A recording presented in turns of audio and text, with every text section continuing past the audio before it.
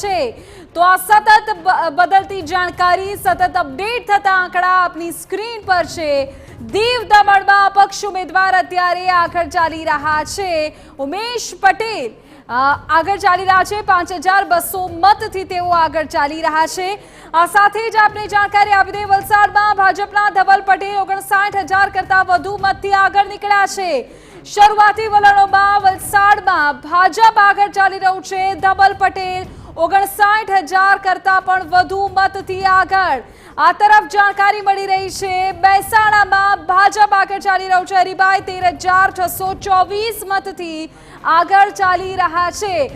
મહેસાણાથી જાણકારી, ભારતીય જનતા પાર્ટી અત્યારે આગળ ચાલી રહી છે કે જ્યાં ભાજપના ઉમેદવાર હરિભાઈ 13624 મતથી આગળ હોવાની વિગતો છે।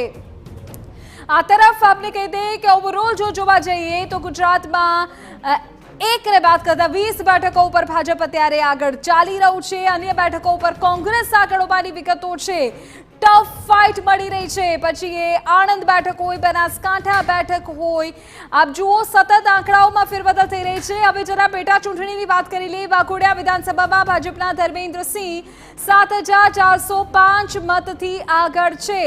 વાઘોડિયા વિધાનસભાની પેટા ચૂંટણી કે જ્યાં ભારતીય જનતા પાર્ટીના કેન્ડિડેટ ધર્મેન્દ્રસિંહ 7405 મતથી આગળ હોવાની વિગતો છે। તો આ સતત બદલતી જાણકારી આપની સ્ક્રીન પર છે। પેટા ચૂંટણીની પણ વિગતો આપને આપી રહ્યા છે। પોરબંદર પેટા ચૂંટણીનું પણ આ જ પ્રકારનું ચિત્ર અત્યારે સામે આવી રહ્યું છે। આ સાથે જ મહત્વપૂર્ણ જાણકારી, બનાસકાંઠા બેઠકથી કોંગ્રેસના ગેરીબેન ઠાકોર 3200 મતથી અત્યારે આગળ છે। બનાસકાંઠા ઉપર સૌ કોઈની નજર રહેલી છે। ગેરીબેન અત્યારે આગળ।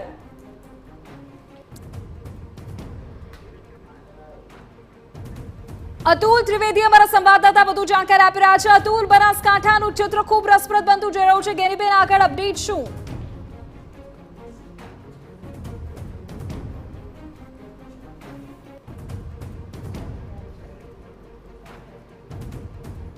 થઈ રહી છે અને ત્રીજા રાઉન્ડમાં છે એ કોંગ્રેસના ગેનીબેન છે 3200 મતથી આગળ છે। એટલે કે અપેક્ષા પ્રમાણે આ બનાસકાંઠા લોકસભા બેઠક માટેની જે ચૂંટણી લડાઈ છે, જે મતદારોએ મતદાન કર્યું છે અને તેની અપેક્ષા પ્રમાણે અત્યારે જે પરિણામ આવી રહ્યું છે।